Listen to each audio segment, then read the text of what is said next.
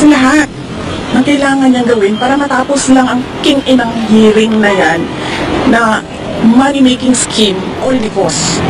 Gusto ni Martin Romualdez mag-president? Hindi siya makontrol ng presidente natin. Wasting time as a nation, as a people. We made a mistake. Ito na nga po, lumusob po si VP Sara Duterte sa kamera. Abay, pambihira.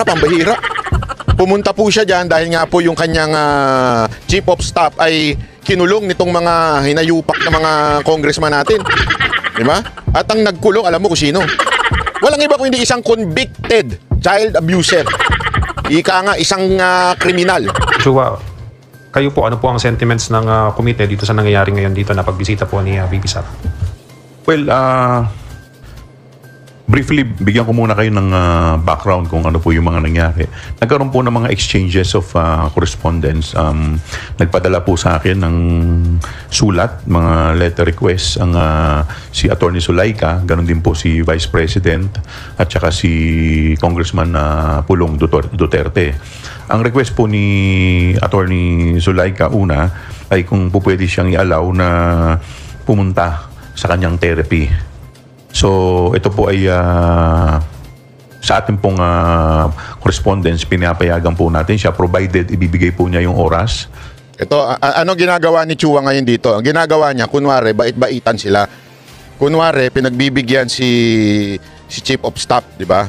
So, yan ang pinalalabas niya. Hindi, mabait pa nga kami. Kita nyo, pinababayaan namin, binibigyan namin ng kuryente, anik-anik, mga ganyan-ganyan. Ay, kuryente tuloy.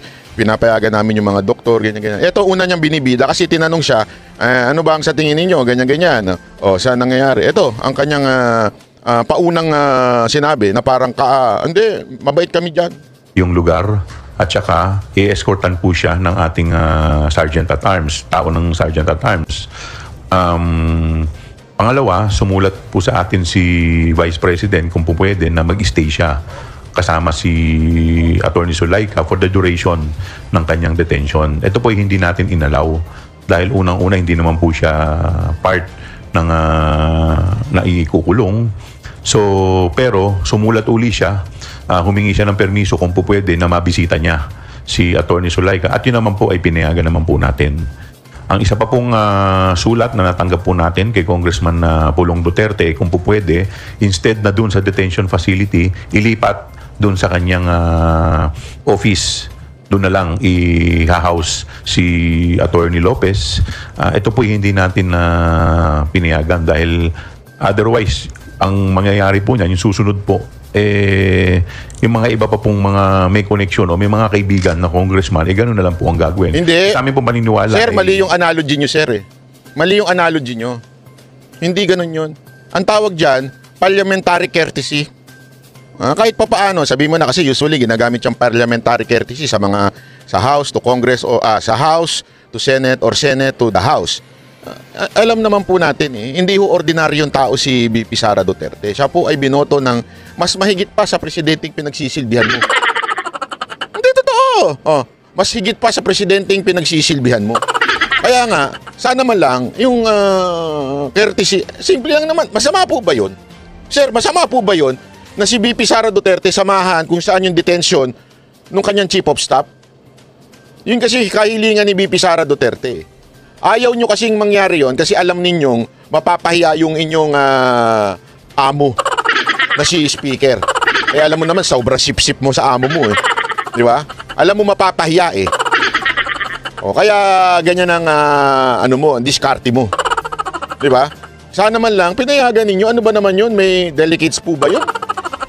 Bad precedent po pag pinayagan po natin. At saka syempre, ayaw naman po natin na magbigay ng pabor. Gusto naman po natin pantay-pantay po lahat. Hindi ganun ang yun. mga i-detain po dito. Hindi ganun. Sumulat po ulit sa atin si Attorney Zulaika. May mga 5 po siyang concessions na hinihingi. Una, na mabigyan siya ng companion para masamahan siya sa kanyang pag-i-stay. Ito po ay pinagbigyan po natin dahil alam naman po natin yung kanyang condition. Meron po siyang back condition. In fact, doon po sa committee hearing, provided yung kanyang companion ay na pinayagan po natin ay isang miyembro ng kanyang immediate family. Ang pangalawang concession na hinihingi po niya ay mabigyan siya ng daily visit ng kanyang personal physician para ma-check yung kanyang health status. At ito naman po ay ating pinagbigyan na payagan siya provided na makipag-coordinate sa ating Sergeant at Arms, sa opisina ng Sergeant at Arms at sumunod sa mga guidelines. Pangatlo po, humingi po siya ng permiso para regularly na magkaroon ng rehabilitation session sa kanyang frozen shoulder. So ito po pinayagan po natin provided na yung time, yung place at saka siya ay bibigyan ng escort ng ating Sergeant at Arms. Pangatlo, humihingi siya ng security personnel na po pwede na may designate. So ito po pumayag tayo subject to the condition na tayo yung security po natin dito sa house ang ibibigay po natin. At ang ikalima po, nabigyan siya ng permiso na yung staff at saka council niya bisitahin siya sa Sunday dahil meron daw in preparation for the Monday's hearing. At ito naman po pinayagan natin subject sa guidelines ng OSA at binigyan natin siya ng oras from 1 to 7 p.m.